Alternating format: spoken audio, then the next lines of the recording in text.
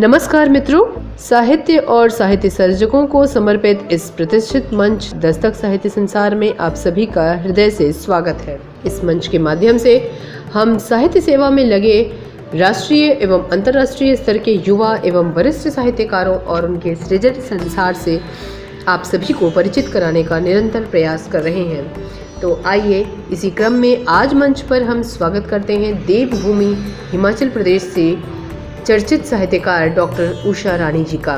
Doctor Usha रानी का जन्म 30 जून 1979 को कांगड़ा हिमाचल प्रदेश में हुआ। इन्होंने राजनीति विज्ञान और हिंदी से परास्नातक, नेट, सेट, एमफिल और पीएचडी की उपाधि प्राप्त की है। इस समय डॉक्टर उषा रानी हिमाचल प्रदेश विश्वविद्यालय शिमला के आईसीडीओल हिंदी विभाग में सहायक आचार्य पद पर कार्यरत हैं।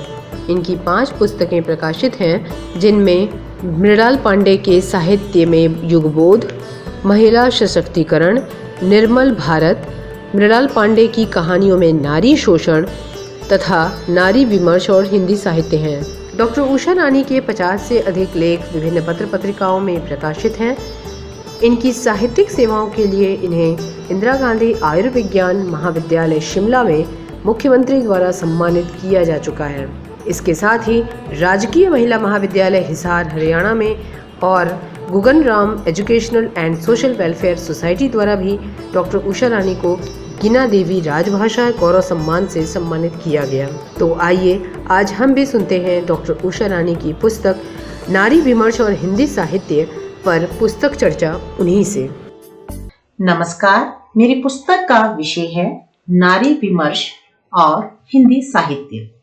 नारी विमर्श नारी मुक्ति के प्रयासों का सैद्धांतिक वैचारिक आधार है।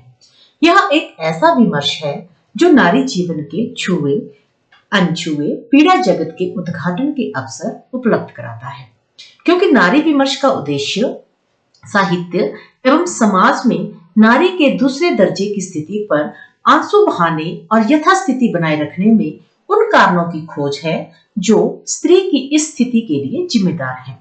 नारी विमर्श का बुनियादी आधार है नारी की पहचान, नारी स्वतंत्रता अथवा नारी मुक्ति, अर्थात नारी की पहचान को संबंधों से परे एक पर्सन की पहचान के रूप में स्थापित करना। यह नारी के प्रति होने वाले शोषण के विरुद्ध एक ऐसा संघर्ष है जो नारी को अपनी स्थिति के बारे में सोचने, निर्णय लेने और उसकी अंतर्दृष्टि और दावा प्रदान करने की शक्ति देता है।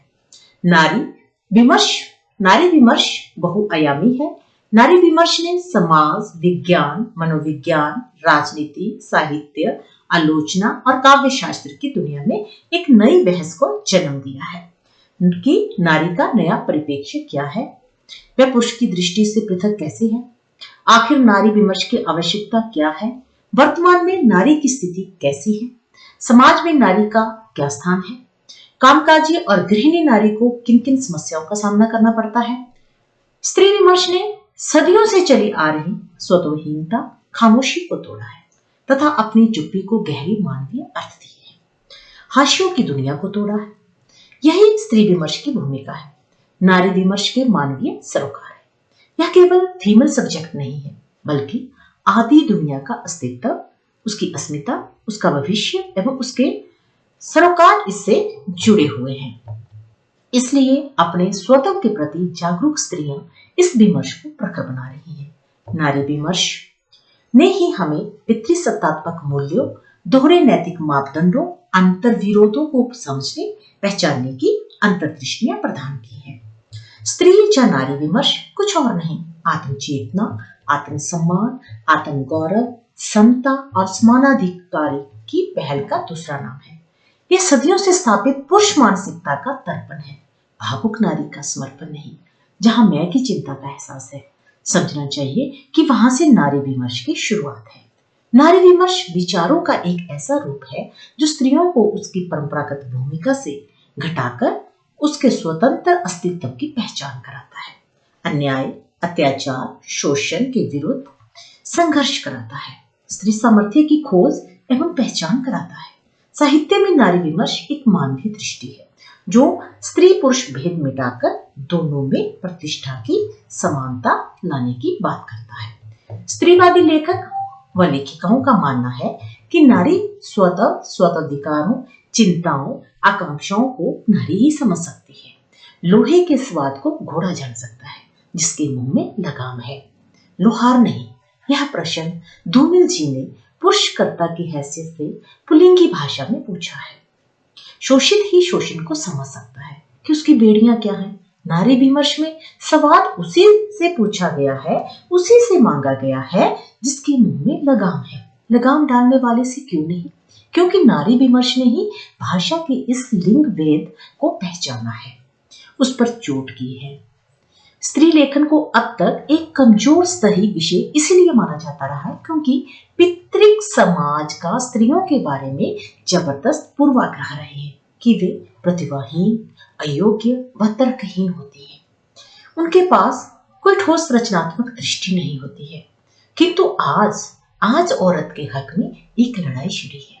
समूची पितृक सत्ताएं चिंतित है, इसलिए नारी विमर्श को दबाने की प्रक्रिया भी जारी है। आज नारी ऐसे दरिया में तैर रही है जहां लहरों का बहाव उसके मंतव्य के बिल्कुल विपरीत है, लेकिन फिर भी उन अवरोधक लहरों को चीरती हुई अपने लक्ष्य की ओर अग्रसर है। आज तक स्त्रियां हाशिए पर फेंकी गई थी, लेकिन आज भी अन्याय, उत्पीड़न के खिलाफ बोलने लगी हैं। साहित्यिक सांस्कृतिक परिदृश्य में भी अब उनकी उपस्थिति बराबर गुणात्मक रूप में बढ़ रही है। इसे भी शुभ लक्षण समझा जाना चाहिए। कहा जा सकता है कि एक मुख्य धारा से छिटके हुए प्राणी के रूप में नारी ने अपने संघर्ष की शुरुआत की है। उसने आज तक के पूरा स्थापित महाआख्यानों की मान्यताओं, समाज एवं संस्कृति के अवरोधों को विखंडित किया है। अतः यदि स्त्री में पुरुष और औरत के पक्ष में लड़ाई लड़ रहा है तो उसका भी स्वागत किया जाना चाहिए। धन्यवाद।